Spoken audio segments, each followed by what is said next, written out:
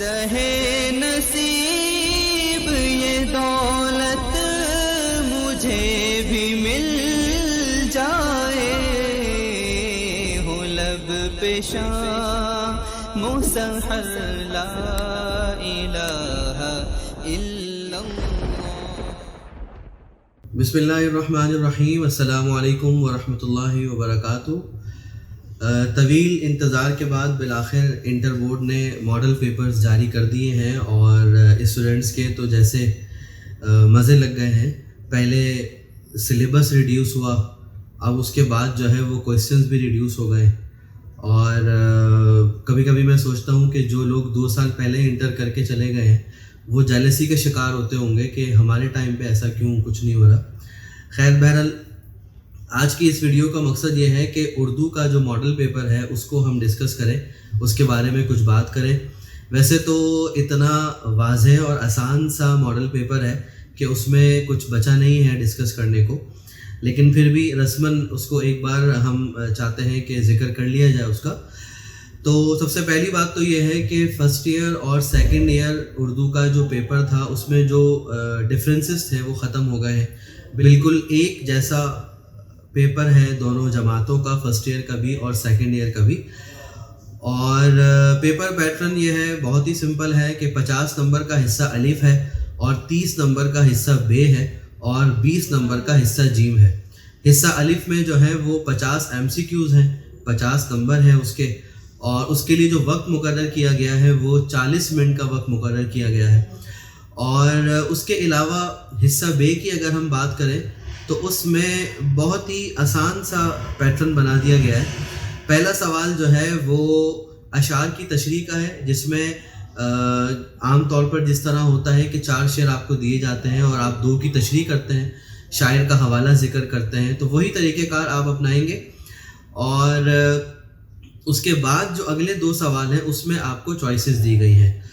دوسرا سوال جو ہے حصہ بے کا، جو کہ مجموعی طور پر تیسرا سوال بنے گا، اس میں مرکزی خیال کے ساتھ بند کی تشریح کا جو ہے وہ آپ کو موقع دیا گیا ہے کہ آپ چاہیں تو نظم کا مرکزی خیال ذکر کر دیں یا آپ چاہیں تو بند کی تشریح کر دیں، اور ترتیب وہی ہے کہ 2 نظموں کے نام ہوں گے اور آپ نے ایک نظم کا مرکزی خیال تحریر کرنا ہوگا، اور جس نظم کا مرکزی خیال آپ تحریر کریں گے اس کے شاعر کا مختصراً تعارف بھی آپ ذکر کریں گے۔ اس کے علاوہ جو اگلا سوال ہے وہ یہ ہے کہ اقتباس کی تشریح آپ نے کرنی ہوگی یا خلاصہ کرنا ہوگا سبق کا۔ تو اس پہ بھی ترتیب وہی رکھی گئی ہے کہ 2 اقتباس آپ کو دیے جائیں گے اور آپ ان میں سے کسی ایک کی تشریح کریں گے اور اس اقتباس کے سبق کا نام بتائیں گے، اس اقتباس کے سبق کے مصنف کا آپ نام بتائیں گے۔ اور دوسرا آپشن اس کے ساتھ ہے سبق کا خلاصہ۔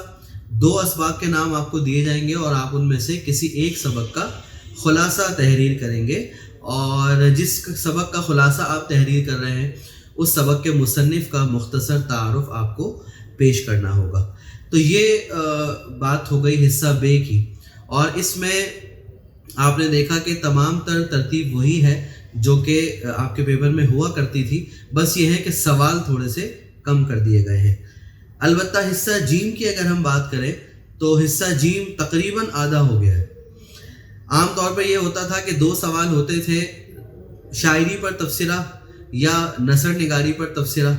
اب یہ کر دیا گیا ہے کہ دونوں سوالوں کو منظم کر دیا گیا ہے، مرج کر دیا گیا ہے، اور آپ نے ایک ہی سوال میں آپ کو چوائس دی گئی ہے کہ آپ شاعر کی شعری خصوصیات بیان کریں یا نثر نگار کی نثری خصوصیات بیان کریں۔ یعنی کہ آپ کو 4 نام دیے جائیں گے جن میں سے 2 شاعر ہوں گے اور 2 نثر نگار ہوں گے، اور آپ نے ان 4 میں سے کسی ایک کے کلام کے اوپر تبصرہ کرنا ہوگا یا کسی ایک کی نثری خصوصیات آپ نے بیان کرنی ہوں گی۔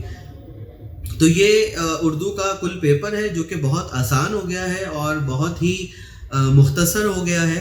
تو کمر کس لیجیے، پیپر کی تیاری شروع کر دیجیے، اور اتنے آسان پیپر اور اتنے آسان پیٹرن کے باوجود اگر کسی کے نمبر خدا نخواستہ کم آئے تو میرے خیال میں یہ بڑے افسوس کی بات ہوگی۔ تو بہتر سے بہتر تیاری کیجیے اور خوش رہیے، لیکن اپنے خرچے پہ، ملیں گے آپ سے بریک کے بعد کسی اگلی ویڈیو میں انشاءاللہ تعالی. تب تک کے لیے اللہ حافظ. السلام علیکم. زہے نصیب یہ دولت مجھے بھی مل جائے، ہو لب پہ شام مسحر لا الہ الا اللہ.